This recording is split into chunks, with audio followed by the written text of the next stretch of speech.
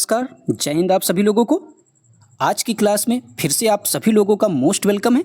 आज की क्लास फिर से आप लोगों के लिए रामबाण साबित होने वाली है, क्योंकि आज की इस क्लास में आपके लिए फिर से हम एक मैराथन क्लास लेकर आए हैं, जिसमें हम आपके साइंस के क्वेश्चन डिस्कस करेंगे।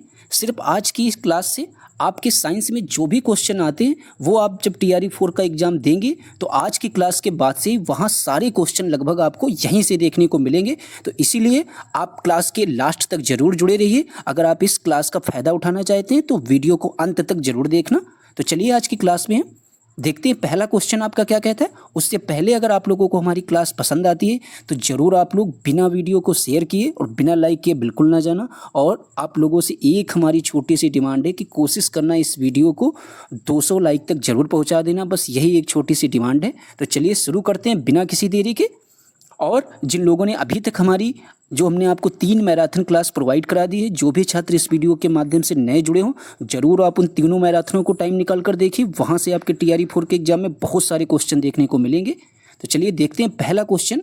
और आज की इस क्लास में सिर्फ आपके हम विज्ञान के क्वेश्चन कवर करने वाले। इसके बाद आपका रसायन विज्ञान की अलग मैराथन आएगी।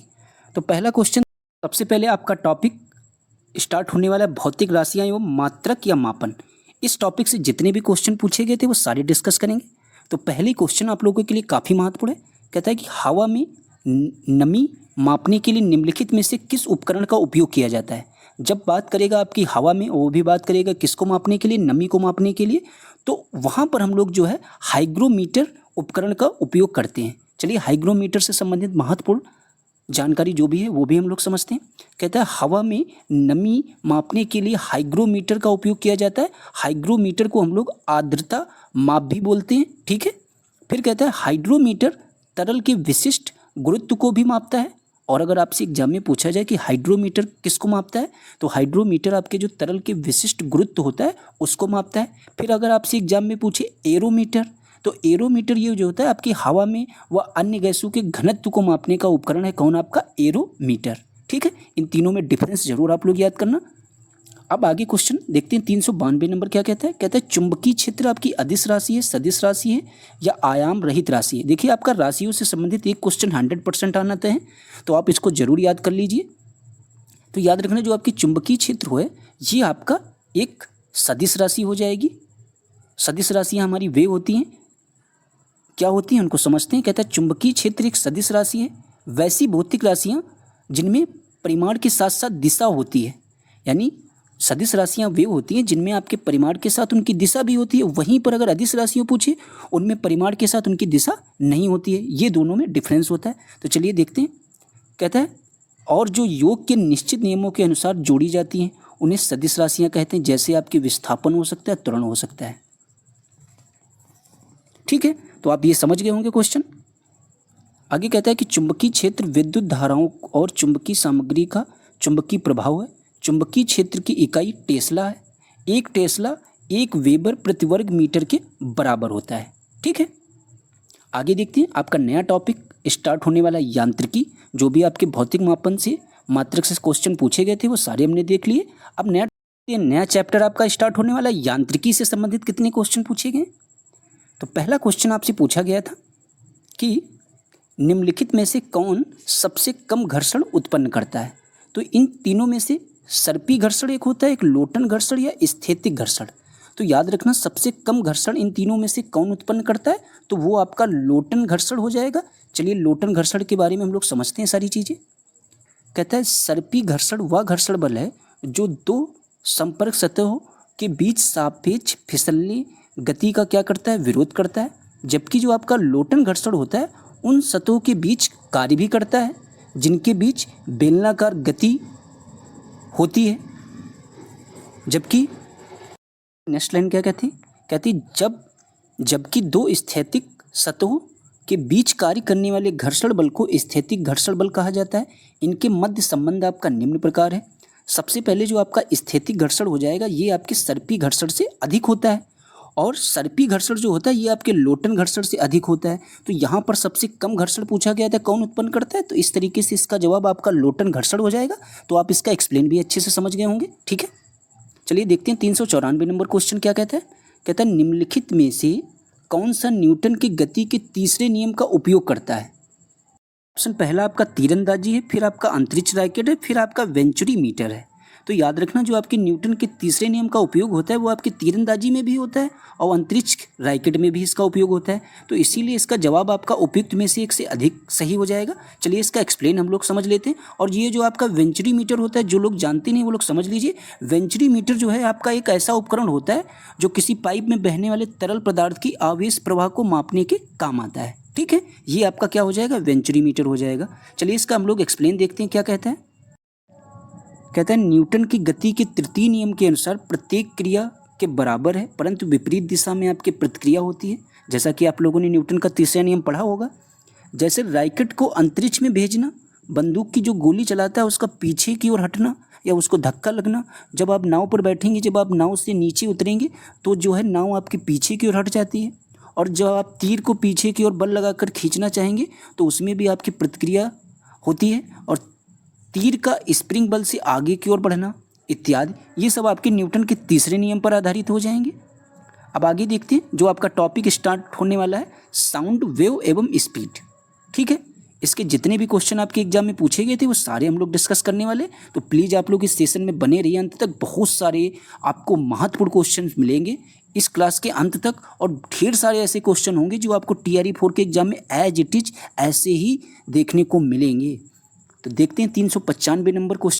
देखते हैं क्वेश्चन 395 काफ़ी महत्वपूर्ण है। कहता है मानव कान की जो श्रवण परास है वो कितनी होती है, यानी जो मानव कान है अधिकतम परास कितनी सुन सकता है, ऐसा पूछा गया। तो वो आपकी जो है 20 हर्ट्ज से 20,000 हर्ट्ज के बीच श्रवण परास होती है आपकी, किसकी, मानव की। चलिए इसके बारे में पढ़ लेते हैं। कहता है ध्वनि एक प्रकार की तरंग है जो कि वस्तुओं में कंपन होने से उत्पन्न होती है।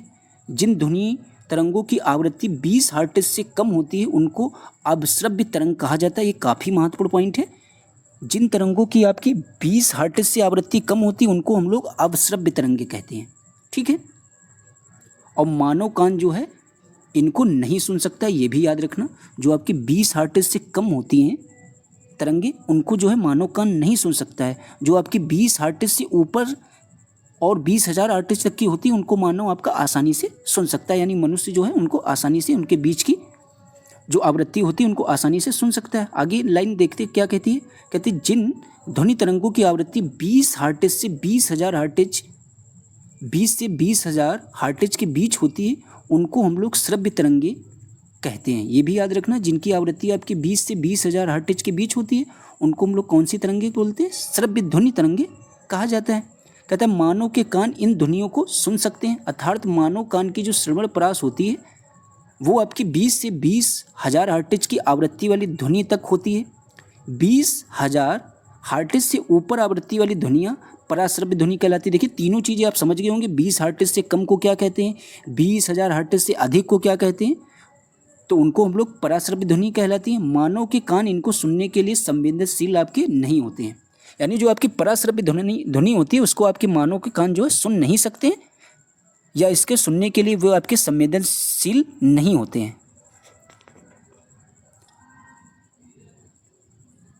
आगे देखते हैं क्वेश्चन नंबर 396 आपसे क्या पूछता है। कहता है निम्नलिखित में से कौन सी विद्युत चुंबकीय नहीं है, ये आपसे पूछा गया, यानी इसमें से कौन सी विद्युत चुंबकीय किरणें नहीं हैं। तो गामा किरणें, अल्फा किरणें या एक्स किरणें। तो याद रखना ये क्वेश्चन भी आप लोगों के एग्जाम के दृष्टिकोण से काफ़ी महत्वपूर्ण होने वाला है, तो इस पर वेरी इंपॉर्टेंट जरूर आप लोग टिक लगा लेना। तो याद रखना जो आपकी विद्युत चुंबकीय इनमें से नहीं होंगी वो आपकी अल्फा किरणें, बाकी आपकी रही गामा किरणें, एक्स किरणें, ये सब आपकी विद्युत चुंबकीय किरणें हो जाएंगी। ठीक है, तो इसका सही जवाब आपका पूछा गया नहीं, तो ऑप्शन नंबर अल्फा किरण जो है ये आपकी विद्युत चुंबकीय तरंग नहीं है या विद्युत चुंबकीय किरण नहीं है। चलिए देखते हैं, इसका एक्सप्लेन पढ़ेंगे, वहाँ से ढेर सारी चीज़ें आपको और क्लियर हो जाएंगी। कहता है ऐसी तरंगे जिनके संचरण के लिए माध्यम की आवश्यकता नहीं होती वो विद्युत चुंबकीय तरंगे कहलाती हैं। तो आप विद्युत चुंबकीय तरंगे समझ गए होंगे। फिर कहता है इन तरंगों की कल्पना सर्वप्रथम आपकी किसने की, ये भी लाइन बहुत ही महत्वपूर्ण है, यानी विद्युत चुंबकीय तरंगों की सर्वप्रथम कल्पना किसने की, तो आप लोग जवाब देंगे मैक्सवेल ने की थी। ये तरंगे विद्युत और चुंबकीय क्षेत्र के मध्य कंपन से उत्पन्न होती हैं। ये भी याद रखना किससे उत्पन्न होती है, आपके कंपन से उत्पन्न होती है। किनके बीच, विद्युत और चुंबकीय क्षेत्र के मध्य में। देखते हैं नेक्स्ट लाइन क्या कहती है। कहता है विद्युत चुंबकीय तरंगों में रेडियो तरंगे, सूक्ष्म तरंगे, अवरक्त किरणें, एक्स किरणें, पराबैंगनी किरणें और गामा किरणें शामिल हैं। अल्फा किरणें यहाँ पर नहीं शामिल हैं। अब कहते हैं अल्फा किरण जो है वो आपकी वैद्युत चुंबकीय तरंग नहीं है, या क्यों नहीं है, क्योंकि यह हीलियम कणों से मिलकर बनी होती है। तो ये भी आप समझ गए क्यों नहीं है, इसके पीछे का रीजन भी समझ गए, और इसकी कल्पना किसने दी है वो भी आप समझ गए। तो यहाँ से आपके 2-3 क्वेश्चन तैयार हो गए हैं, होंगे उम्मीद कर रहे हैं। 397 नंबर क्वेश्चन आपसे क्या कहता है, ये भी बहुत ही महत्वपूर्ण क्वेश्चन होने वाला है आपके एग्जाम के दृष्टिकोण से। आप लोग क्वेश्चन का एक्सप्लेन जरूरी ध्यान से पढ़ते चलिए, क्योंकि हो सकता है जो क्वेश्चन पूछा गया वो ना बने, लेकिन इससे जो आगे पीछे क्वेश्चन हम आपके साथ डिस्कस कर रहे हैं एक्सप्लेन में, उनको आप लोग जरूर ध्यान से देखते हुए चलिए। कहता है कि प्रकाश तरंगे किस प्रकार की तरंगे होती है, काफ़ी महत्वपूर्ण क्वेश्चन है। जो आपकी प्रकाश तरंगे होती हैं ये आपकी वैद्युत चुंबकीय तरंगे भी होती हैं, ये भी आप लोगों को याद रखना है। तो सबसे पहले देखा जाए इसका जो सही जवाब हो जाएगा, तो प्रकाश तरंगे आपकी अनप्रस्थ तरंगे भी होती हैं, अनुदैर्ध्य तरंगे भी होती हैं, वैद्युत चुंबकीय तरंगे भी होती हैं। तो इसीलिए इसके जवाब आपके तीनों सही, यानी इसका जवाब उपयुक्त में से एक से अधिक हो जाएगा। चलिए एक्सप्लेन पढ़ेंगे, वहाँ से और अच्छे से आपको चीज़ें क्लियर हो जाएंगी। कहता है प्रकाश ऊर्जा का एक स्वरूप है, सबसे पहले ये लाइन याद रखना, जो वैद्युत चुंबकीय तरंगों के रूप में प्रसारित होता है। वैद्युत चुंबकीय तरंगे, एक बात नोट करके लिख लेना है, ये आपकी अनुप्रस्थ तरंगे हैं। फिर कहता है अनुप्रस्थ तरंगे वे तरंगे होती हैं जिसमें माध्यम के कण तरंग के प्रसार की दिशा के लंबवत आपके क्या करते हैं, कंपन करते हैं। ठीक है, आगे देखते हैं। नेक्स्ट क्वेश्चन आपका 398 नंबर क्या कहता है, कहता है निम्नलिखित में से किसके पास उच्च ऊर्जा स्तर और छोटा तरंग दैर्ध्य आपका हो जाएगा, इनमें से अवरक्त विकिरण के पास, या पराबैंगनी विकिरण के पास, या दृश्यमान विकिरण के पास, या उपयुक्त में से एक से अधिक। तो याद रखना जो आपकी उच्च ऊर्जा स्तर पूछा गया है और छोटा तरंग दैर्ध्य इनमें से किसके पास होगा, तो वो आपके पराबैंगनी विकिरण के पास होगा। इसके पास जो है आपका उच्च, का जवाब ऑप्शन नंबर बी सही हो जाएगा, क्योंकि उच्च ऊर्जा स्तर की जब बात करेगा तो वो आपके पराबैंगनी विकिरण के पास होगा, और इसकी सबसे छोटी तरंग दैर्ध्य भी आपकी होती है किसकी, पराबैंगनी विकिरण की। चलिए इसका एक्सप्लेन पढ़ते हैं, देखते हैं। कहता है पराबैंगनी विकिरण एक प्रकार का विद्युत चुंबकीय विकिरण है जिसमें आपके दृश्य प्रकाश की तुलना में उच्च ऊर्जा स्तर और आपकी कम तरंग दैर्ध्य होती है। यह विद्युत चुंबकीय स्पेक्ट्रम पर एक्सरे और दृश्य प्रकाश के बीच में आपकी स्थित होता है। चलिए अब आपका नया टॉपिक स्टार्ट होने वाला है, ऊष्मा एवं तापमान, यानी हीट एंड टेम्परेचर से जो भी क्वेश्चंस आपके एग्जाम में पूछे गए हैं या पूछे जा सकते हैं वो सारे क्वेश्चन हम लोग डिस्कस करने वाले हैं। तो देखते हैं 399 नंबर क्वेश्चन आपका क्या पूछा गया है। कहता है कि अधिक ऊंचाई पर उबलते हुए पानी में सब्जियां पकने में अधिक समय लेती हैं, क्योंकि इसके पीछे की मुख्य वजह क्या है, ऐसा पूछा गया है। तो चलिए देखते हैं, पहला ऑप्शन आपका क्या कहता है। कहता है ऊंचे स्थान पर पानी ज़्यादा तापक्रम पर उबलता है। बी ऑप्शन कहता है ऊंचाई बढ़ने पर उबलते हुए पानी का तापक्रम घट जाता है। सी ऑप्शन कहता है ऊंचे स्थानों पर हवा में ऑक्सीजन की मात्रा घट जाती है। तो याद रखना इसका जो सही जवाब आपका हो जाएगा वो आपका ऑप्शन नंबर बी होगा। ऊंचाई बढ़ने पर जो है उबलते हुए पानी का तापक्रम क्या होगा, घट जाता है। इसी वजह से वहाँ पर सब्जियों पकने में क्या लगता है, अधिक समय लगता है। चलिए इसका एक्सप्लेन पढ़ेंगे। कहता है कि अधिक ऊंचाई पर उबलते हुए पानी में सब्जियां पकने में अधिक समय लेती हैं, क्योंकि इसका मुख्य कारण यह है कि ऊंचाई बढ़ने पर उबलते हुए पानी का क्वथनांक क्या होता है, वो घट जाता है। ठीक है, क्या घट जाता है, ऊंचाई बढ़ने पर उबलते हुए पानी का आपके क्वथनांक घट जाता है। चलिए देखते हैं, पर 400 भी काफ़ी महत्वपूर्ण होने वाला है आप लोगों के लिए, इसको ध्यान से समझिए। कहता है कि एक बरसाती दिन में आपका क्या होता है। तो एक बरसाती दिन में अगर आपसे एग्जाम में पूछे कि अब क्या होता है, तो याद रखना ऑप्शन नंबर सी इसका सही जवाब हो जाएगा। कहता है शुष्क बल्ब तापमापी आर्द्र बल्ब तापमापी की तुलना में आपके क्या होता है, ज़्यादा माप को दर्शाता है। चलिए एक्सप्लेन पढ़ते हैं ताकि और अच्छे से आपको समझ में आ जाए। कहता है शुष्क एवं आर्द्र बल्ब तापमापी का उपयोग आमतौर पर परीक्षण प्रयोगशाला और कपड़ा मिल में सापेक्ष आर्द्रता को मापने के लिए किया जाता है। बरसाती दिन में शुष्क बल्ब तापमापी आर्द्र बल्ब तापमापी की तुलना में ज़्यादा माप को दर्शाता है। तो इसका जवाब आपका सी बिल्कुल सही हो जाएगा। अब देखते हैं 401 नंबर क्वेश्चन, ये आपकी परीक्षा में समझ लीजिए, अगर 5 बार आप बी बना लेंगे इतना इंपॉर्टेंट होने वाला है, वेरी वेरी वेरी इंपॉर्टेंट। तो इसको आप लोग काफ़ी ध्यान से समझना, हम इसको आपको बहुत ही अच्छे से समझाएंगे। आज के बाद ऐसा क्वेश्चन आपका गलत नहीं होगा अगर आपने अच्छे से 1 मिनट यहाँ पर ध्यान देकर इस क्वेश्चन को समझ लिया। कहता है 101 नंबर क्वेश्चन देखते हैं क्या कहता है। कहता है कि एक कृष्णिका एक उच्च तापक्रम पर T K पर E वाट प्रति वर्ग मीटर की दर से ऊर्जा विकिरण करती है।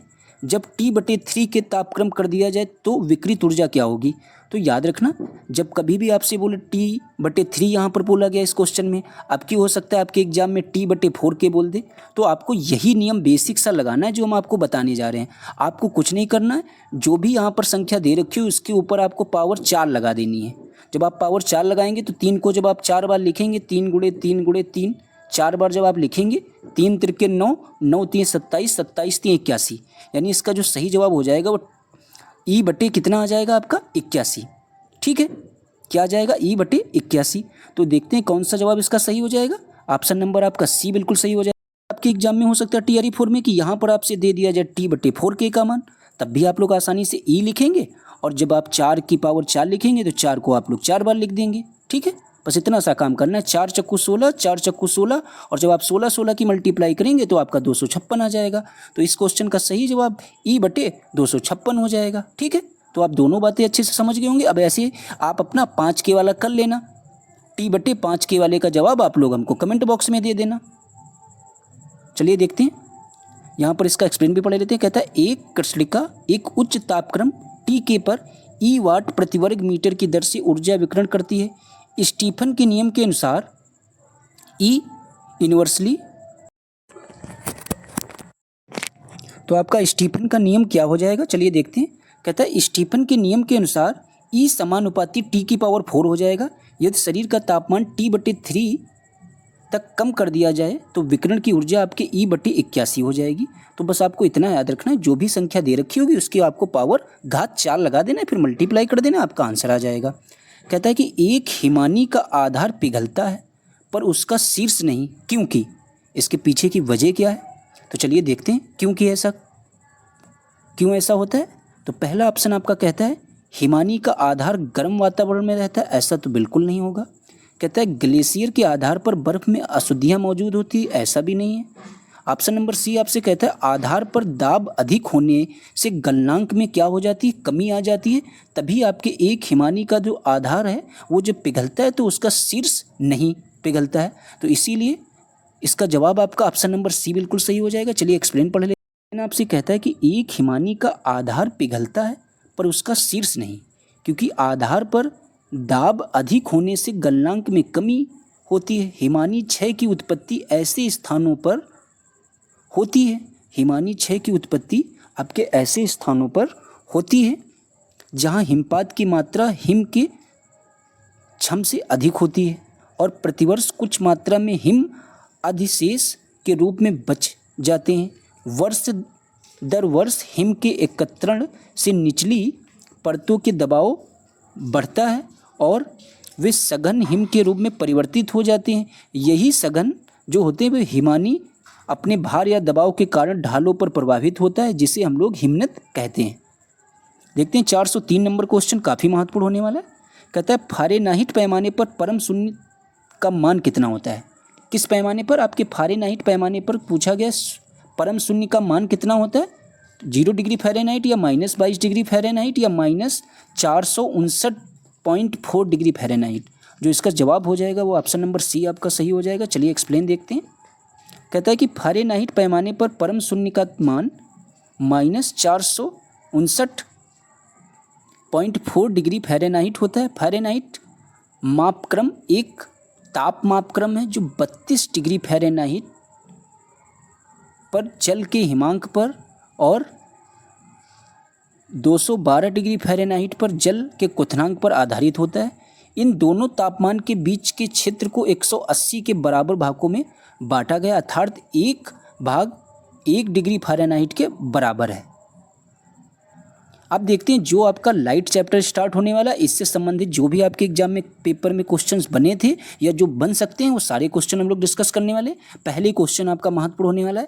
कहता है कि प्रकाश की एक किरण दर्पण पर 30 अंश के कोण पर आपतित होती है। अभिलंब और परावर्तित किरण के बीच आपसे पूछा गया कोण कितना होगा। तो चलिए इसको हम लोग बहुत ही ध्यान से समझते हैं। एक बात याद रखना है, इसका जो सबसे पहले नंबर में जवाब आपका हो जाएगा वो ऑप्शन नंबर आपका क्या हो जाएगा, वो राइट बिल्कुल हो जाएगा बी। अब याद रखना, आपको एक बात हम आपको जो बताने वाले हैं उसको आप लोग ध्यान से रखना, ऐसा क्वेश्चन आपका कभी गलत नहीं होगा। जैसे यहाँ पर 30 अंश दे रखा, अगर यहीं पर 60 अंश दे देता तब क्या करना है, तो हमेशा जो भी यहाँ पर कोड दे रखा होगा उसको आपको हमेशा 90 में से माइनस कर देना, आपका सही जवाब आ जाएगा। तो यहाँ पर 30 अंश कोड था तो हमने 90 माइनस 30 किया तो आपके 60 अंश इसका जवाब आ जाएगा। तो इस तरीके से ऑप्शन नंबर बी सही है। और यहीं पर अगर 60 अंश बोल देता तब आपका ऑप्शन नंबर 30 अंश आ जाता। ठीक है, तो ये क्वेश्चन भी आप अच्छे से समझ गए होंगे। तो देखिए, जो भी आपके न्यूमेरिकल्स पूछे गए उनको बहुत ही बेहतरीन ढंग से आपको समझाएंगे कि आपका न्यूमेरिकल से संबंधित कोई भी क्वेश्चन गलत नहीं होगा। तो आप ये क्वेश्चन अच्छे से समझ गए होंगे। जो भी कोड बोलेगा आपको उसके 90 में से माइनस कर देना है। देखिए कह रहा है, देखिए इसको आप लोग अच्छे से पढ़ लेना, बाकी हमने समझा दिया इसका आंसर आपका कैसे आया है। ठीक है, नेक्स्ट क्वेश्चन आपसे कहता है निम्नलिखित में से किसमें उच्चतम ऊर्जा होती है, नीले प्रकाश में या लाल प्रकाश में या पीले प्रकाश में। तो आपसे पूछा गया उच्चतम ऊर्जा आपकी किस में होगी, तो सही जवाब आपको इसको हमेशा याद रखना है क्योंकि काफ़ी महत्वपूर्ण क्वेश्चन है। जो आपकी उच्चतम ऊर्जा होगी वो आपके नीले प्रकाश में होगी। तो इसका ऑप्शन नंबर आपका ए सही हो जाएगा। अब क्यों होगी इसके पीछे हम लोग समझ लेते हैं वजह क्या है। कहते हैं किसी तरंग की ऊर्जा का सूत्र E बराबर h/hc या बटे लैम्डा के रूप में व्यक्त किया जाता है, जहां E आपकी ऊर्जा है, H प्लांक नियतांक है, V जो है वो आपकी आवृत्ति है और C आपके प्रकाश का वेग हो जाएगा और जो आपका लैम्डा है ये आपकी तरंग दैर्ध्य हो जाएगी। चलिए देखते हैं क्या कहता है। कहता है उपयुक्त दिए गए श्वेत प्रकाश के घटक रंगों में से नीले रंग के प्रकाश की तरंग दैर्ध्य लाल रंग के प्रकाश व पीले रंग के प्रकाश की तरंग दैर्ध्य की तुलना में कम होती है, जो कि 450 से माइनस 420 नैनोमीटर तक होती है। अतः स्पष्ट है कि नीले रंग के प्रकाश की तरंग ऊर्जा उच्चतम होगी। ठीक है, अब देखते हैं 406 नंबर क्वेश्चन आपसे क्या कहता है। कहता है एक उत्तल लेंस की फोकस दूरी FL बराबर 10 सेंटीमीटर है, तो पानी में इसे डुबाने पर यह कार्य कैसे करेगा। तो चलिए देखते हैं किस तरीके से आपका कार्य करेगा। तो पहला ऑप्शन आपका क्या कहता है कि जो आपका FL है वो बराबर 10 उत्तल लेंस की तरह, जी बिल्कुल ऐसा नहीं। फिर कहता है अवतल लेंस की तरह, नहीं। तो याद रखना ये आपके FL इज ग्रेटर देन 10। ठीक है, यानी FL जो है बड़ा है 10 से, सेंटीमीटर के उत्तल लेंस की तरह ये आपका कार्य करेगा। तो इसका ऑप्शन नंबर आपका सी बिल्कुल सही हो जाएगा। चलिए देखते हैं एक्सप्लेन क्या कहता है। कहता है एक उत्तल लेंस की फोकस दूरी FL बराबर 10 सेंटीमीटर है, तो पानी में इसे डुबाने पर FL is greater than 10 centimetre के एक उत्तल लेंस की तरह कार्य करेगा। देखते हैं 407 नंबर क्वेश्चन आपसे क्या कहता है। कहता है कि हालांकि दृश्य प्रकाश में जल पारदर्शक होता है, दूरस्थ वस्तुओं को जल की महीन बूंदों से निर्मित कोहरे में नहीं देखा जा सकता, या इसलिए होता है क्योंकि, किस लिए होता है इसके पीछे की वजह हम लोग देखते हैं। इसका जो सबसे पहले नंबर में सही जवाब हो जाएगा वो आपका ऑप्शन नंबर कौन सा हो जाएगा, वो बी बिल्कुल सही हो जाएगा, क्योंकि अधिकतर प्रकाश बिखर कर आभासी और अस्पष्टता निर्मित करता है, इसी वजह से आपका जो है कोहरे में नहीं देखा जा सकता है। चलिए देखते हैं इसका एक्सप्लेन क्या कहता है। कहता है कि हालांकि दृश्य प्रकाश में जल पारदर्शक होता है, दूरस्थ वस्तुओं को जल की महीन बूंदों से निर्मित कोहरे में नहीं देखा जा सकता है।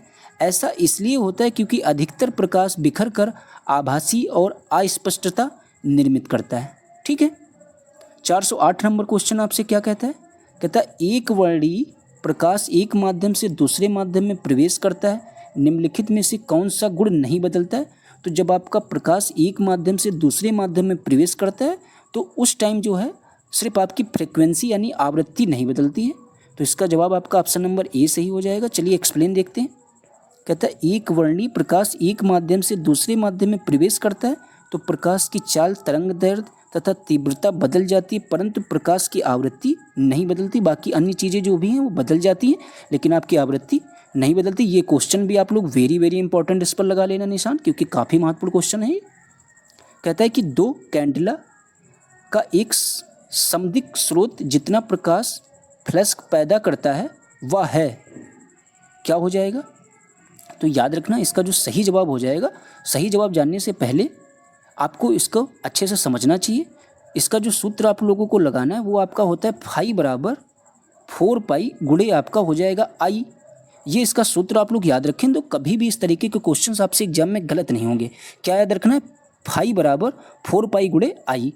तो बस आपको क्या करना, आई का मान आपके 2 कैंडेला दे रखा गया है, तो 4 पाई की जगह पर हम लोग 4 पाई ऐसे ही रखेंगे, आई की जगह पर 2 कैंडेला लिखेंगे। जब आप इनकी मल्टीप्लाई करेंगे तो फाई इज इक्वल टू 4 दूनी 8 पाई आपका आ जाएगा। और फाई का मात्रक आपके क्या होता है, ल्यूमेन होता है। तो ठीक है, तो इसका यानी सही जवाब आपका हो जाएगा फाई बराबर हो जाएगा 8 पाई ल्यूमेन। तो ऑप्शन नंबर सी इसका सही हो जाएगा। तो आप लोग इसका सूत्र जरूर याद रखना, फाई बराबर आपके 4 पाई गुणे आई। चलिए इसका एक्सप्लेन देख लीजिए। कहता है ज्योति फ्लेक्स चमकदार प्रकाश तरंगों के रूप में निकाय से प्रति सेकंड निकलने वाली प्रकाश ऊर्जा है। इसकी इकाई ल्यूमेन है, जिसे एक कैंडेला के स्रोत प्रति इकाई ठोस कोण में निहित फ्लक्स के रूप में परिभाषित किया जाता है। अर्थात एक ल्यूमेन वह ज्योति फ्लक्स है जो एक कैंडेला की ज्योति तीव्रता का समदेशिक बिंदु स्रोत एकांक घन कोण में उत्सर्जित करता है। प्रश्नानुसार हमने जैसा कि आपको समझाया, बस आपको सूत्र अच्छे से 1-2 बार याद कर लेना है बस। 410 नंबर क्वेश्चन भी आप लोगों के लिए काफ़ी महत्वपूर्ण है। कहता है प्रिज्म द्वारा श्वेत प्रकाश के प्रकीर्णन में कौन सा रंग अधिकतम विचलित होता है, हरा, लाल, बैंगनी। तो याद रखना, बात हो रही श्वेत प्रकाश के प्रकीर्णन में जो सबसे अधिकतम विचलित होने वाला रंग होगा वो आपका बैंगनी हो जाएगा। चलिए एक्सप्लेन देखते हैं क्या कहता है। कहता है प्रिज्म द्वारा सफ़ेद प्रकाश के परिक्षेपण में बैंगनी रंग अधिकतम विचलित होता है।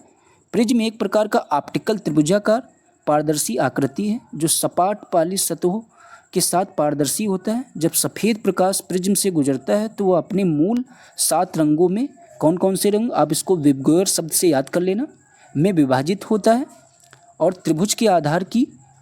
तो आगे वाली लाइन कहती है प्रकाश का यह फैलाव उसकी तरंग दैर्ध्य और अपवर्तक सूचकांक पर निर्भर करता है। जिस रंग का तरंग दैर्ध्य सबसे कम होता है उसका प्रकीर्णन सबसे ज़्यादा, ये बात याद रखनी, तरंग दैर्ध्य आपकी जिस भी रंग की सबसे कम होती है उसी का प्रकीर्णन जो है वो आपका सबसे ज़्यादा होगा। देखते हैं नेक्स्ट लाइन क्या कहती है, उसका प्रकीर्णन सबसे कम होता है। विचारणीय है कि बैंगनी रंग की तरंग दैर्ध्य कम होने के कारण उसका प्रकीर्णन जो है वो क्या होगा, अधिकतम होगा। तो ये बात आपको सीधा सा याद रखना, जिसकी तरंग दैर्ध्य कम होगी उसका प्रकीर्णन ज़्यादा होगा। ठीक है, अब देखते हैं 411 नंबर क्वेश्चन भी काफ़ी इंपॉर्टेंट होने वाला है। कहता है कि एक सामान्य नेत्र लेंस की नाभिक दूरी होती है लगभग 1 मिमी, 25 सेंटीमीटर, 2 सेंटीमीटर या उपयुक्त में से एक से अधिक। तो याद रखना, अगर बात करेगा नेत्र लेंस की नाभिक की दूरी की, जब कभी भी आपसे एग्जाम में पूछे एक सामान्य नेत्र की नाभिक दूरी कितनी होती है तो इसको आप लोग जरूर 1 से 2 बार लिख लीजिए, 2 सेंटीमीटर होती है। अब 2 सेंटीमीटर क्यों होती है, इसके पीछे की वजह हम लोग देखते हैं क्या है। कहता है एक सामान्य नेत्र की नाभिक दूरी लगभग 2 सेंटीमीटर होती है। नेत्र लेंस और रेटिना के बीच की दूरी अगर एग्जाम में पूछा जाए ये भी 2 सेंटीमीटर होती है। ये दोनों बातें आपको अच्छे से याद रखना है कि नेत्र लेंस और रेटिना के बीच की दूरी कितनी होती है, 2 सेंटीमीटर। आगे कहता है कि आपतित समांतर के द्वारा फोकस पर वस्तु की छवि बनाई जाती है। इसी छवि के रेटिना पर बनने के लिए फोकल लंबाई कितनी होती है, वो आपकी 2 सेंटीमीटर के लगभग होनी आवश्यक होती है। ठीक है, कितने सेंटीमीटर के, लगभग 2 सेंटीमीटर के। आगे देखते हैं 412 नंबर क्वेश्चन भी आपके लिए वेरी वेरी इंपॉर्टेंट होने वाला है, इसको काफ़ी ध्यान से समझिए। कहता है कि प्रिज्म से गुजरने पर सबसे अधिक अपवर्तित होने वाला रंगीन प्रकाश है। तो अपवर्तित होने वाला जो आपका रंगीन प्रकाश हो जाएगा सबसे अधिक, वो आपका बैंगनी हो जाएगा। चलिए इसके बारे में हम लोग पढ़ते हैं, वहाँ से और सारी चीज़ें आपको क्लियर हो जाएंगी। कहता है बैंगनी रंग का प्रकाश प्रिज्म से गुजरने पर सर्वाधिक अपवर्तित होता है। इसका कारण निम्नलिखित है। तो हर एक पॉइंट को काफ़ी ध्यान से समझना है। कहता है बैंगनी रंग के प्रकाश की तरंग दैर्ध्य क्या होती है। पहला पॉइंट यही इंपॉर्टेंट है कि बैंगनी रंग की जो प्रकाश की तरंग दैर्ध्य होती है वो आपकी कम होती है। दूसरा पॉइंट कहता है कि बैंगनी रंग की प्रकाश की आवृत्ति सबसे अधिक होती है, जबकि इसकी गति जो है वो प्रिज्म में न्यूनतम होती है।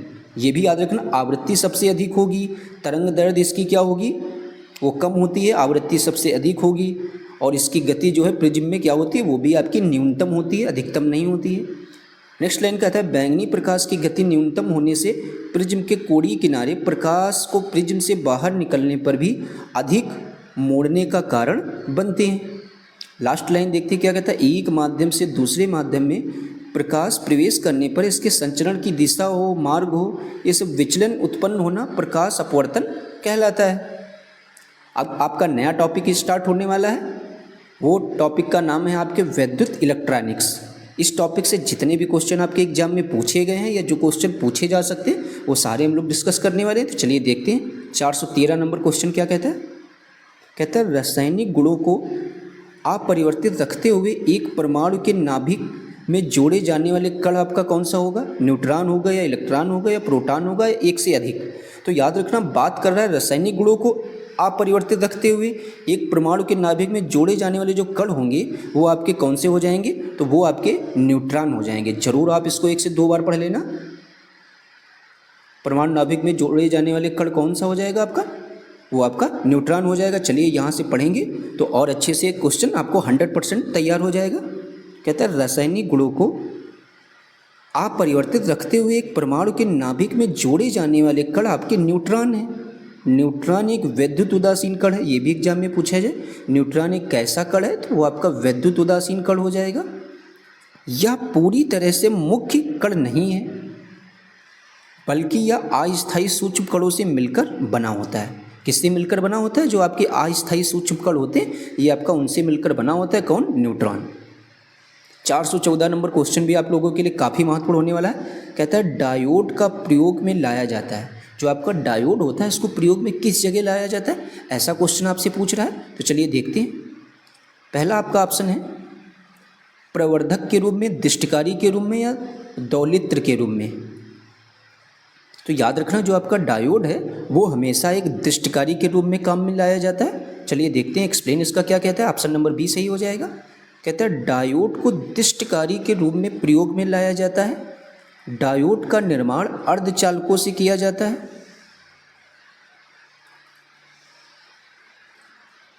ओम के नियम सत्यापन के लिए ध्यान रखने वाली बात कौन सी हो जाएगी, आमीटर और वोल्टमीटर को श्रेणी क्रम में जोड़ा जाना चाहिए। जी बिल्कुल नहीं। कहता है आमीटर को श्रेणी क्रम में और वोल्टमीटर को समांतर क्रम में जोड़ा जाना चाहिए। हाँ, ये बात आपकी ओम के नियम के सत्यापन के लिए बिल्कुल सही हो जाएगी। तो ऑप्शन नंबर बी आपका बिल्कुल राइट हो जाएगा। चलिए एक्सप्लेन देखते हैं क्या कहता है। कहता है विद्युत धारा के प्रवाह से संबंधित ओम के नियम में इसके सत्यापन के लिए हम लोग आमीटर को श्रेणी क्रम में तथा वोल्टमीटर को समांतर क्रम में जोड़ा जाना चाहिए। ओम के नियम के अनुसार यदि स्थिर ताप पर किसी चालक में प्रवाहित होने वाली विद्युत धारा चालक के सिरों के बीच विभवांतर को हम लोग वी बोलते हैं कि क्या होती है, समानुपाती होती है। चलिए देखते हैं सूत्र आपका क्या हो जाएगा, आर बराबर वी बटे आई।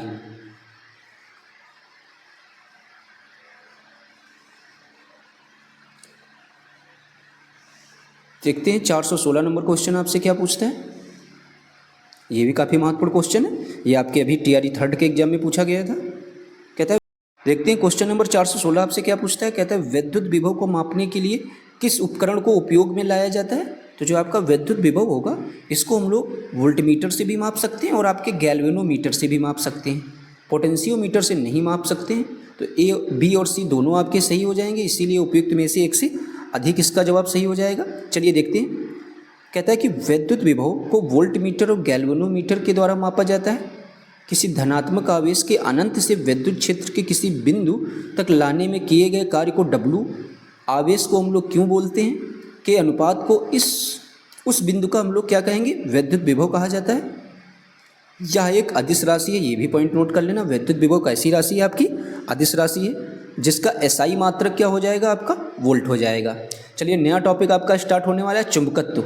चुंबकत्व चैप्टर आपके एग्जाम के लिए काफ़ी महत्वपूर्ण होने वाला है। आप देखिए इस टॉपिक से किस तरीके के क्वेश्चन आपसे बनते हैं। चलिए देखते हैं। एक्सप्लेन आप लोग जरूर बहुत ही ध्यान से समझते हुए चलिए। 417 नंबर क्वेश्चन कहता है किसी तापमान पर लौह चुंबकीय पदार्थ को अनचुंबकीय बन जाते हैं। किस तापमान पर जो आपके लौह चुंबकीय पदार्थ होते हैं वो आपके अनचुंबकीय बन जाते हैं, गलन तापमान पर, क्यूरी तापमान पर या नील तापमान पर। काफ़ी क्वेश्चन महत्वपूर्ण होने वाला। पहले ही क्वेश्चन आप लोग इसको वेरी वेरी इंपॉर्टेंट लगा लीजिए। तो याद रखना ये जो आपके लौह चुंबकीय पदार्थ जब अनचुंबकीय बन जाते हैं तो ऐसा आपके क्यूरी तापमान पर होता है। किस तापमान पर? क्यूरी तापमान पर। चलिए देखते हैं। कहता है क्यूरी तापमान पर लौह चुंबकीय पदार्थ अनचुंबकीय बन जाता है। किस तापमान पर आपके जो लौह चुंबकीय पदार्थ होंगे वो अनचुंबकीय बन जाएंगे? जरूर आप लोग इसका जवाब लिख लीजिए, क्यूरी तापमान पर। क्यूरी तापमान वह तापमान है जिस पर एक चुंबकीय पदार्थ अपने चुंबकीय गुणों में तेजी से क्या करता है? बदलाव करता है। ठीक है, 418 नंबर क्वेश्चन हम लोग देखने वाले हैं। कहता है निम्नलिखित में से कौन सी अन्योन्य क्रिया सबसे क्षीण है? तो कौन सी अन्योन्य क्रिया जो है वो आपकी सबसे क्षीण हो जाएगी? वैद्युत चुंबकीय होगी या स्थिर वैद्युत होगी या गुरुत्वीय? तो याद रखना अन्योन्य क्रिया के बारे में पूछ रहा है और सबसे क्षीण होने वाली जो होगी वो आपकी कौन सी हो जाएगी? ग्रेविटेशनल यानी गुरुत्वीय। तो इसका जवाब आपका सी ऑप्शन नंबर सही हो जाएगा। देखते हैं। कहता है गुरुत्वीय बल सबसे क्षीण बल होता है। गुरुत्वीय बल आपका कैसा होता है? सबसे क्षीण बल होता है। गुरुत्वाकर्षण एक आकर्षण बल भी है जिसमें पृथ्वी किसी वस्तु को अपने केंद्र की ओर क्या करती है? खींचती है। 419 नंबर क्वेश्चन देखने वाले हम लोग हैं। कहता है विद्युत चुंबक को कोर बनाने के लिए सामान्यतः उपयोग की जाने वाली सामग्री आपकी कौन सी है? नरम लोहा का उपयोग करते हैं या स्टेनलेस स्टील का या एल्युमिनियम का या एक से अधिक? तो याद रखना जब कभी भी बात आपसे पूछे कि विद्युत चुंबक की कोर को बनाने के लिए किस का उपयोग करते हैं सामान्यतः, तो याद रखना जब विद्युत चुंबकीय की कोर आपको बनानी होगी तो उसके लिए हम लोग नरम लोहे का उपयोग करेंगे। अब किस वजह से करेंगे, चलिए इसका एक्सप्लेन हम लोग बहुत ही ध्यान से समझते हैं। कहता है विद्युत चुंबक का कोर बनाने के लिए सामान्यतः उपयोग की जाने वाली सामग्री आपकी नरम लोहा है। कुंडली के अंदर का नरम लोहा चुंबकीय क्षेत्र को क्या बनाता है? मजबूत बनाता है, क्योंकि जब कुंडली में करंट प्रवाहित होता है तो यह स्वयं चुंबक बन जाता है। इसके अलावा जैसे ये धारा प्रवाहित होना बंद हो जाती है तो यह अपना क्या है? चुंबकत्व को खो देता है। दोनों बातें बहुत ही अच्छे से समझिए। कहता है यह अपना चुंबकत्व क्या कर देता है? खो देता है या एक अस्थायी चुंबक बनाता है। इस प्रकार बिजली के माध्यम से प्रेरित चुंबकत्व को चालू और बंद बटन को स्विच करके नियंत्रित किया जा सकता है। चलिए क्वेश्चन नंबर हम लोग नेक्स्ट देखने वाले हैं। काफ़ी महत्वपूर्ण ये भी क्वेश्चन है। कहता है यदि जे जूल है, सी कूलाम है, ए एम्पियर है तो विभवांतर की एसआई इकाई ऐसी स्थिति में क्या होगी? तो सबसे पहला जवाब आपका हो जाएगा जूल प्रति कूलाम होगी या वोल्ट होगी। तो याद रखना इसका जो सही जवाब आपका इसमें से हो जाएगा वो आपका ऑप्शन नंबर ए जूल प्रति कूलाम भी सही हो जाएगा और वोल्ट भी हो जाएगा। चलिए किस वजह से होगा इसको हम लोग समझते हैं। आपके उपयुक्त में से एक से अधिक ऑप्शन कैसे किस वजह से सही हुए? कहता है विभवांतर की एसआई इकाई वोल्ट है और इसे वी द्वारा व्यक्त किया जाता है। दो बिंदुओं के बीच विद्युत क्षमता में अंतर को विद्युत विभवांतर भी कहा जाता है। जब आप इसको देखेंगे V बराबर जूल प्रति कूलाम तो इसको हम लोग V बराबर जूल प्रति कूलाम भी लिख सकते हैं। ठीक है, अब आपका नया टॉपिक स्टार्ट होने वाला है आधुनिक एवं परमाणु भौतिकी। ये काफ़ी इंपॉर्टेंट टॉपिक है, यहाँ से आपके पेपर में 2 से 3 क्वेश्चन भी देखने को मिल सकते हैं। तो चलिए इसको काफ़ी ध्यान से समझते हैं हम लोग। किस नंबर क्वेश्चन आपसे कहता है कि रेडियोधर्मी तत्व द्वारा उत्सर्जित निम्नलिखित में से कौन सा एक धनात्मक रूप से आवेशित कण होगा आपका? तो बीटा किरण होगी या अल्फा किरण होगी या कैथोड किरण? तो याद रखना वो आपकी अल्फा किरण जो होगी वो रेडियोधर्मी तत्व द्वारा उत्सर्जित होने वाली धनात्मक रूप से आवेशित कण आपका कौन सा होगा? वो आपकी अल्फा किरण हो जाएगी। किस वजह से होगी इसका एक्सप्लेन हम लोग समझते हैं। कहता है रेडियोधर्मी तत्व द्वारा उत्सर्जित अल्फा किरण धनात्मक रूप से आवेशित कण है। अल्फा किरणें अति सूक्ष्म धन आवेशित कणों की बनी होती हैं। इन कणों का द्रव्यमान अधिक होने के कारण इनकी गतिज ऊर्जा क्या हो जाती है? अधिक होगी। ये भी आपको याद रखना है। क्वेश्चन नंबर 422 हम लोग समझते हैं। कहता है नाभिकीय रिएक्टरों में D2O का उपयोग किस लिए होता है? तो जो आपके नाभिकीय रिएक्टर होते हैं वहाँ पर D2O का उपयोग हम लोग किस तरीके से करते हैं, ऐसा पूछा गया। ईंधन के रूप में करते हैं या ड्यूट्रानों के स्रोत के रूप में करते हैं या मंदक के रूप में करते हैं? तो याद रखना इस क्वेश्चन का जो आपका सही जवाब हो जाएगा वो आपका ऑप्शन नंबर सी हो जाएगा कि जो हम लोग हैं नाभिकीय रिएक्टरों में D2O का उपयोग करते हैं वो आपके किस रूप में करते हैं? एक मंदक के रूप में करते हैं। चलिए देखते हैं इसका एक्सप्लेन क्या कहता है।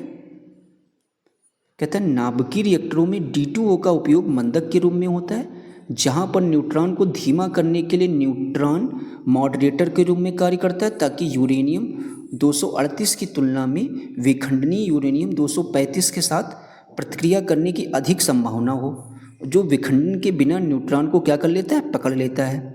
भारी जल आपका क्या है, अगर एग्जाम में पूछा जाए तो ये आपका एक यौगिक है जो ऑक्सीजन और ड्यूटेरियम से बना होता है। किससे किससे बना होता है, काफ़ी महत्वपूर्ण पॉइंट है। ऑक्सीजन और आपके ड्यूटेरियम से बना होता है कौन, आपका भारी जल, जो हाइड्रोजन का एक भारी आइसोटोप है। यह 2H तथा D द्वारा दर्शाया जाता है। भारी जल को हम लोग ड्यूटेरियस ऑक्साइड भी कहते हैं। भारी जल को अन्य किस नाम से जाना जाएगा, तो ये आपके ड्यूटेरियस ऑक्साइड के रूप में इसको हम लोग कहते हैं। 423 नंबर क्वेश्चन आपके लिए क्या कहता है, कहता है किसी विखंडनीय द्रव्य का क्रांतिक द्रव्यमान होगा। तो जो आपका विखंडनीय द्रव्य होता है उसका क्रांतिक द्रव्यमान आपसे पूछा जाएगा एग्जाम में, तो क्या इसका जवाब आप लोग देंगे। पहला ऑप्शन कहता है 1 किलोग्राम समतुल्य होता है, या श्रृंखला अभिक्रिया हेतु आवश्यक न्यूनतम द्रव्यमान है, या ऑप्शन नंबर सी कहता है 10 की पावर 10 जूल के समतुल्य विराम द्रव्यमान है। तो इसका जो सही जवाब हो जाएगा, विखंडनीय द्रव्य का जो क्रांतिक द्रव्यमान होता है और श्रृंखला अभिक्रिया हेतु आवश्यक व न्यूनतम द्रव्यमान होता है कौन, आपका विखंडनीय द्रव्य का क्रांतिक द्रव्यमान क्या होगा, श्रृंखला अभिक्रिया हेतु आवश्यक न्यूनतम द्रव्यमान। एक्सप्लेन देखते हैं क्या कहता है, कहता है किसी विखंडनीय द्रव्य का उसके क्रांतिक आकार के संगत व द्रव्यमान जो श्रृंखला अभिक्रिया को जारी रखने के लिए आवश्यक होता है क्रांतिक द्रव्यमान कहलाता है। किसी विखंडनीय द्रव्य का क्रांतिक द्रव्यमान श्रृंखला अभिक्रिया हेतु आवश्यक व न्यूनतम द्रव्यमान होता है। अब आपका नया टॉपिक स्टार्ट होने वाला है, गुरुत्वाकर्षण या खगोलिकी जिसको हम लोग बोलते हैं, ठीक है, एस्ट्रोनॉमी ग्रेविटी।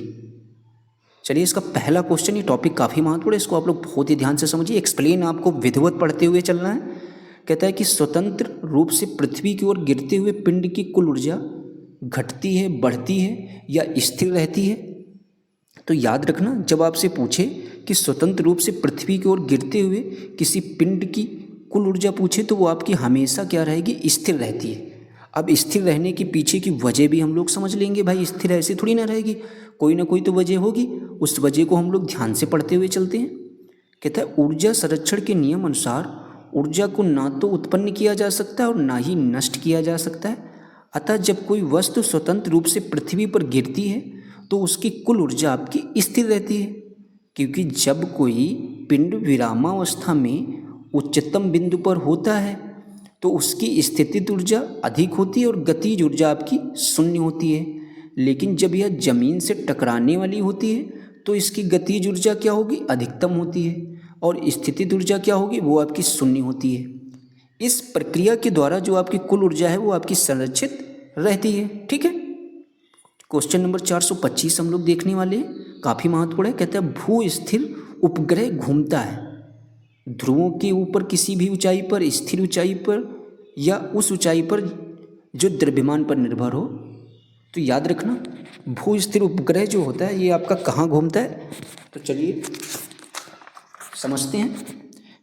तो जो आपका भू स्थिर उपग्रह होता है ये ना तो ध्रुवों के ऊपर किसी भी ऊंचाई पर होगा, ये आपकी स्थिर ऊंचाई पर घूमता है कौन, आपका भू स्थिर उपग्रह, ठीक है। काफ़ी महत्वपूर्ण क्वेश्चन है, इसको हमने तभी 2 से 3 बार रिपीट कर दिया है ताकि आप इसका अच्छे से जवाब देख सकें अपने एग्जाम में।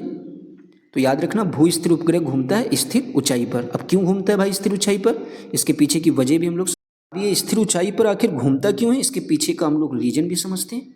कहता है पृथ्वी के चारों ओर परिक्रमा कर रहे किसी कृत्रिम ग्रह का वृत्तीय पथ जिस पर वह पृथ्वी के समान ही स्थिर ऊंचाई पर पश्चिम से पूर्व दिशा में घूर्णन करता है, तो ऐसे उपग्रह को भू स्थितिक उपग्रह कहते हैं। यह उपग्रह पृथ्वी तल से 36,000 किलोमीटर की ऊंचाई पर स्थित है। ये लाइन जरूर याद रखना कि पृथ्वी तल से कितनी ऊंचाई पर है, तो आपके 36,000। 426 नंबर क्वेश्चन देखते हैं। कहता है एक भू स्थिर उपग्रह की अनुमानित ऊंचाई क्या होगी। तो याद रखना, एक भू स्थिर जो उपग्रह होगी उसकी अनुमानित ऊंचाई पूछी गई है, और अभी आपने वहाँ पर क्या पढ़ी, 36,000 किलोमीटर। तो यहाँ पर आपका क्या दे रखा है, 35 1000 किलोमीटर। तो इसका सही जवाब आपका ऑप्शन नंबर ए बिल्कुल सही हो जाएगा। ठीक है, ये अनुमानित पूछी गई, लेकिन अगर एग्जैक्ट पूछा जाए तो आप लोग इसका जवाब देंगे 35,786 किलोमीटर। ठीक है, ये जरूर याद रखना, 35,786। चलिए देखते हैं एक्सप्लेन, वहाँ से और सारी चीज़ें आपको क्लियर होंगी और एक दो क्वेश्चन भी आपको तैयार होंगे। कहता है भू स्थितिक उपग्रह वह होता है जो पृथ्वी की परिक्रमा उसी चाल से करता है जिस चाल से पृथ्वी घूमती है। ये भी बात महत्वपूर्ण है, यानी जिस चाल से आपकी पृथ्वी परिक्रमा करती है उसी तरीके से आपका भू स्थितिक उपग्रह भी उसी चाल से पृथ्वी पर घूमता है। नेक्स्ट लाइन क्या कहती है? कहते हैं इसका अर्थ यह है कि यह पृथ्वी की सतह के सापेक्ष विशेष रूप से भूमध्य रेखा पर उसी स्थिति में रहता है। इसे प्राप्त करने के लिए उपग्रह को भूमध्य रेखा के ठीक ऊपर एक अत्यंत विशिष्ट ऊंचाई पर एक वृत्तीय कक्षा में स्थापित किया जाना चाहिए, जहां इसका कक्षीय आवर्तकाल पृथ्वी की लगभग 24 घंटे की घूर्णन आवर्तकाल से मेल खाती हो। इस विशेष कक्षा को भूस्थितिक कक्षा के रूप में जाना जाता है। भूस्थितिक कक्षा के लिए औसत समुद्र तल से ऊंचाई आपकी 35,786 किलोमीटर होती है। वो देखिए यहाँ पर ये आपके समुद्र तल से पूछ रहा है, और जो अपने इसके पहले क्वेश्चन का एक्सप्लेन किया था वो पृथ्वी तल से उसकी औसत ऊंचाई थी कितनी? 36,000 किलोमीटर। ठीक है, ये जरूर याद रखना। अब आपके देखिए टॉपिक तो सारे कंप्लीट हो गए, लेकिन आपके कुछ विविध तरीके के क्वेश्चंस आए थे, अब उनको भी हम लोग डिस्कस कर लेते हैं। कितने क्वेश्चन आए थे विविध तरीके के? कहता है कि किसी चालक का प्रतिरोध समानुपाती होता है उसके अनुप्रस्थ काट के क्षेत्रफल के या उसके घनत्व के या उसकी लंबाई के। तो ये क्वेश्चन भी महत्वपूर्ण है। अगर पूछे किसी चालक का प्रतिरोध जो आपका समानुपाती होगा वो आपकी उसकी लंबाई के समानुपाती हो जाएगा। चलिए एक्सप्लेन हम लोग पढ़ लेते हैं। इसका एक्सप्लेन अच्छे से पढ़ते हैं कि किसी चालक का प्रतिरोध भाई उसकी लंबाई के ही समानुपाती क्यों होता है, इसके पीछे की वजह भी जानने की कोशिश करेंगे।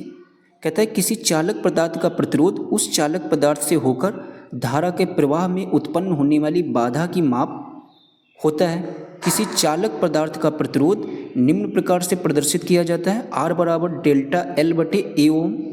R जहाँ पर क्या हो जाएगा? चालक पदार्थ का प्रतिरोध हो जाएगा, डेल्टा आपका विशिष्ट प्रतिरोध हो जाएगा, और L आपका क्या हो जाएगा? चालक पदार्थ की लंबाई हो जाएगी, और A जो है ये आपके चालक पदार्थ की अनुप्रस्थ काट का क्षेत्रफल हो जाएगा।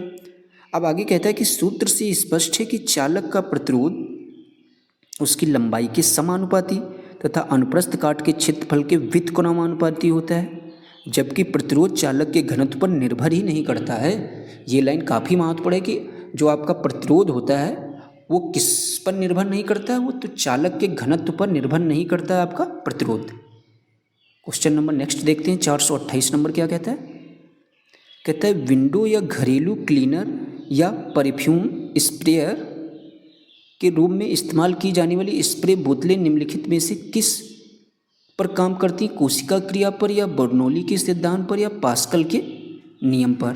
तो याद रखना जो आपके विंडो या घरेलू क्लीनर वगैरह होते हैं या परफ्यूम होती है या स्प्रेयर की रूप में जो इस्तेमाल की जाने वाली बोतलें होती हैं वो किस पर काम करती हैं, ऐसा पूछा गया है। तो याद रखना ये जो है आपके बर्नौली के सिद्धांत पर काम करती हैं। इसका एक्सप्लेन हम लोग पढ़ते हैं। कहता है विंडो या घरेलू क्लीनर या परफ्यूम स्प्रेयर एक प्रकार का कृत्रिम उपकरण है। स्प्रे के गठन से तरल फैलाव की सुविधा प्रदान करता है। यह उपकरण बर्नौली के सिद्धांत पर कार्य करता है। इस सिद्धांत के अनुसार किसी बहने वाले द्रव्य की कुल यांत्रिक ऊर्जा यानी दाब ऊर्जा, स्थितिज ऊर्जा और गतिज ऊर्जा क्या रहती है? गतिज ऊर्जा जो है वो आपकी नियत रहती है। अर्थात जिस स्थान पर द्रव का वेग कम होता है वहाँ दाब अधिक हो जाता है, और जिस स्थान पर द्रव का वेग अधिक होगा वहाँ पर आपका दाब कम हो जाएगा। तो ये बातें जरूर याद रखना है। द्रव का वेग जब अधिक होगा तो द्रव का वेग जब कम होगा जब आपका प्रेशर अधिक हो जाएगा, और जब आपका वेग जो है अधिक होगा जब प्रेशर क्या हो जाएगा? वो कम हो जाएगा। देखते हैं 429 नंबर क्वेश्चन क्या कहता है, ये भी महत्वपूर्ण है। कहता है एक व्यक्ति पृथ्वी पर अधिक भार किस स्थिति में धकेल सकता है? खड़े होने की स्थिति में या बैठकर? तो ये क्वेश्चन का जवाब आप अगर अच्छे से सोचेंगे तो ऐसे ही दे सकते हैं कि जब आप किस स्थिति में सबसे ज़्यादा अधिक बल का प्रयोग कर सकते हैं। तो इसमें कोई आसानी से कोई भी इसका जवाब दे सकता है। जब आप खड़े होंगे तभी तो आप अच्छे तरीके से किसी भी काम में अपनी ताकत लगा सकते हैं, तो खड़े होने की स्थिति में, ठीक है। इसका एक्सप्लेन हम लोग पढ़ते हैं। कहता है एक व्यक्ति खड़े होने की स्थिति में पृथ्वी पर अधिक वजन दबा सकता है। पृथ्वी पर डाला गया दबाव बल तथा आरोपित किए गए क्षेत्रफल के अनुपात की स्थिति में जब सतह का क्षेत्रफल कम होगा तो भार आपका क्या होगा, अधिक होगा। जबकि लेटने और बैठने की स्थिति में क्षेत्रफल अधिक हो जाता है और व्यक्ति का भार जो है समान रूप से वितरित हो जाता है, जिससे पृथ्वी पर भार आपके क्या लगता है, कम लगता है। तो P बराबर आपका F/A इसका सूत्र हो जाएगा। P बराबर F/A क्या हो जाएगा, इसका फार्मूला हो जाएगा। इसको हम लोग जो है F बराबर PA भी लिख सकते हैं, ये भी याद रखना, ठीक है। दोनों चीज़ें आप अच्छे से समझ गए होंगे, ठीक है। P याद रखना प्रेशर यानी P आपका दाब हो जाएगा, और F यानी फोर्स जिसको हम लोग बल कहते हैं, और A आपका क्षेत्रफल यानी एरिया हो जाएगा, ठीक है। तो तीनों बातें आप अच्छे से समझ गए होंगे।